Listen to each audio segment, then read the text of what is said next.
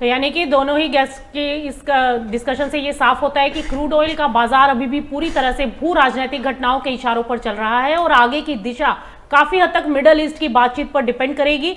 अब बात करें अगर सोने चांदी के बाजार की, तो एक बार फिर से इसमें भी तेज हलचल देखने को मिली है। ग्लोबल अनसर्टेनिटी, डॉलर की कमजोरी और भू राजनीतिक तनाव के बीच कीमती धातुओं में निवेशकों की दिलचस्पी बढ़ गई है। सोना एक बार फिर से मजबूत होता दिखाई दिया है, तो वही चांदी भी तेजी के ट्रैक पर बनी हुई है। दरअसल मिडल ईस्ट में शांति की उम्मीदों और फिर से बढ़ती अनसर्टेनिटी के बीच निवेशक सुरक्षित निवेश यानी गोल्ड और सिल्वर की ओर रुख कर रहे हैं। डॉलर में हल्की कमजोरी और बॉन्ड यील्ड्स में गिरावट ने भी इनकी कीमतों को सपोर्ट दिया है। अब बड़ा सवाल यह है कि क्या ये तेजी आगे भी जारी रहेगी या फिर ये सिर्फ एक शॉर्ट टर्म मूवमेंट है। अजय जी, आपको क्या लगता है कि सोना और चांदी यहां से तेजी की तरफ जाएंगे या फिर ग्लोबल तनाव या डॉलर की कमजोरी इस पर हावी होती अब ज्यादा दिखाई देगी? मुझे लगता है, देखिए, सोने और चांदी में ये टेम्पररी जंप है, कोई बड़ा एक्स्ट्राऑर्डिनरी जंप नहीं दिखाई दे रहा। कारण उसका है, एक चीज समझिए कि जैसे कल चिकागो के जो फेड गवर्नर उन्होंने बताया कि हमारा टारगेट फेड का 2% का था इन्फ्लेशन का, लेकिन वो 3.3 पे चल रहा है। तो एक चीज तो क्लियर है कि रेट कट्स तो आनी नहीं है। अगर रेट कट्स नहीं आती है तो पॉज आएगा, यस पॉज तो चले जाए। रेट हाइक की पॉसिबिलिटी, यस पॉसिबल है कि हम Q4 में जाके रेट हाइक। तो जब ये रेट हाइक की पॉसिबिलिटी, तो आप ये तो मान के चल लीजिए कि सोने में ज्यादा बड़ी तेजी तो नहीं है। हाँ, जियोपॉलिटिकल टेंशन ज्यादा बढ़ता है तो हमने गिरावट ही देखी पिछले 66 दिनों में, तो वो भी कहीं ना कहीं नेगेटिव है।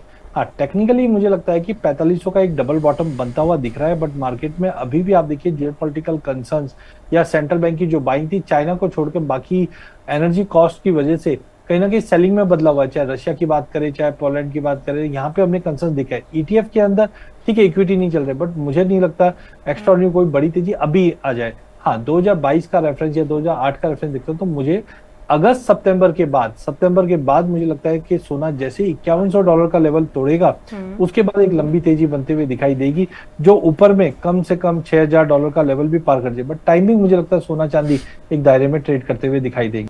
यानी कि आपका ये कहना है कि $5100 का अगर लेवल ब्रेक होता है तो सोना फिर से नया हाई छूता हुआ दिखाई दे सकता है। देखिए, सोने में जब तक 5100 के ऊपर नहीं जाएगा ना, तब तक मुझे नहीं लगता है मार्केट में कोई एक्स्ट्राऑर्डिनरी तेजी आएगी। बट टाइमिंग मार्केट एक रेंज में ही चलेगा, जो ऊपर में 4900, नीचे में 4500, बट गिरावट देखने मिल सकता है अगर एस्केलेशन कुछ बढ़ते हैं तो। अनु जी, आपको क्या लगता है कि गोल्ड एक बार फिर नए रिकॉर्ड हाई की तरफ या फिर नीचे का ब्रेकआउट दिखाई देता है? देखिए, अभी अगर आप देखेंगे तो गोल्ड सिल्वर में बहुत रेंज बाउंड मोमेंटम देखने को मिल रहा है। हालांकि कल हमने एक अच्छी खासी बढ़त बनते हुए देखी थी, रिकवरी यहाँ पर आती हुई दिखाई दे रही है। तो मुझे लगता है कि गोल्ड सिल्वर में जो ट्रेंड बना है वो थोड़ा पॉजिटिव यहाँ पे रहेगा। कोई भी डिप मिलता है, अभी अगर हम देखें तो $4700 के आसपास भाव चल रहे हैं, कोई भी डिप अगर मिलता है 4680 के आसपास तक, तो वहाँ पे खरीदारी का ट्रेड लेना चाहिए। हमें लगता है कि ऊपर में 4740 4750 तक के लेवल देखने को मिल सकते हैं। तो गोल्ड और सिल्वर दोनों ही पॉजिटिव मोमेंटम में है। सिल्वर में लग रहा है कि वापस $80 तक के लेवल आपको चांदी में देखने को मिल सकते हैं। गोल्ड की अगर अनुजी नीचे रेंज की बात करें, अगर मान लीजिए $4500 का लेवल अगर ब्रेक हो गया यहां से, तो क्या समझे नीचे में जो पहले लो लगा था $4100 के आसपास, वहां तक हम जा सकते हैं या फिर उससे भी नीचे फिर गिरावट बढ़ सकती है?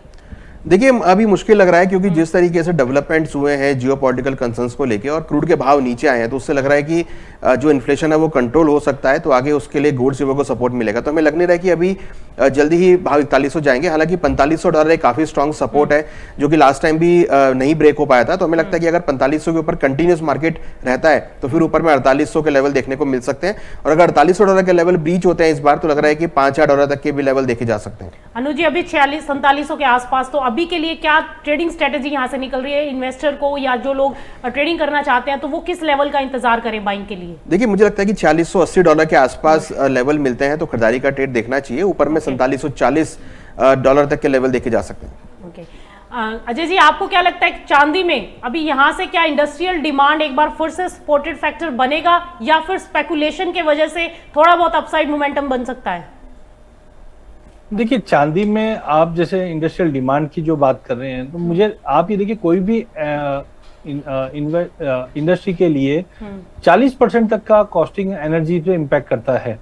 तो आई थिंक मुझे लगता है कि थोड़ा सा वेट एंड वॉच कीजिए। अभी मार्केट में खाली एक एडजस्टमेंट ईटीएफ्स की बाइंग है। इंडस्ट्रियल डिमांड मुझे नहीं लगता अभी बढ़े, क्योंकि एनर्जी कॉस्ट सबसे बड़ा इम्पैक्ट आता हुआ दिखाई दे रहा है।